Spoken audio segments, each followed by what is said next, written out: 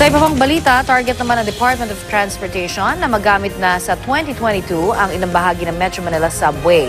At 1.5 milyong pasahero po ang posibleng maserbisyohan kada araw kapag ito ay naging fully operational na.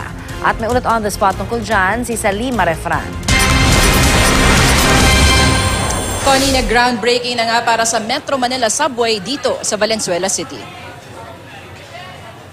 Ang Metro Manila Subway ay isang 36-kilometer rail system na may 15 stations sa ilalim ng Quezon City, Mandaluyong, Pasig, Makati, Taguig, Pateros at Pasay. Kukonekta ito sa iba pang rail systems tulad ng MRT-3, LRT-1, LRT-2, PNR, ang tinatayong MRT-7 at ang itatayo pang Makati Subway. Ang mga tren tinatayang may bilis na 80 kilometers per hour.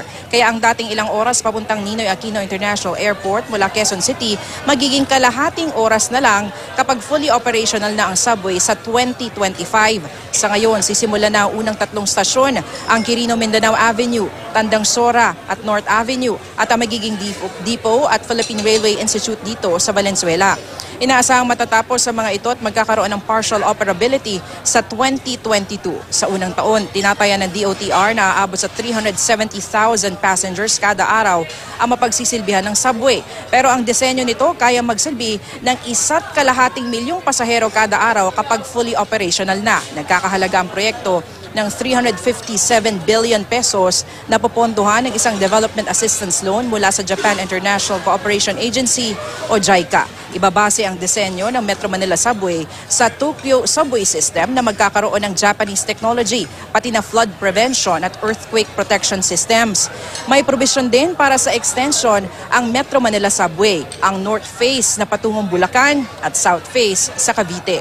Ayon naman kay DOTR Secretary Arthur Togade, sa mga gagawing stasyon lamang magkakaroon ng epekto sa traffic ang Metro Manila Subway. Yan ay dahil daw sa mga gagamiting tunnel boring machines na galing Japan na gagawa ng mga tunnel sa ilalim ng lupa. Inaugurating a groundbreaking is one thing, finishing the project is another. As we are happy today, we make a commitment that we will finish and complete this project on 2022.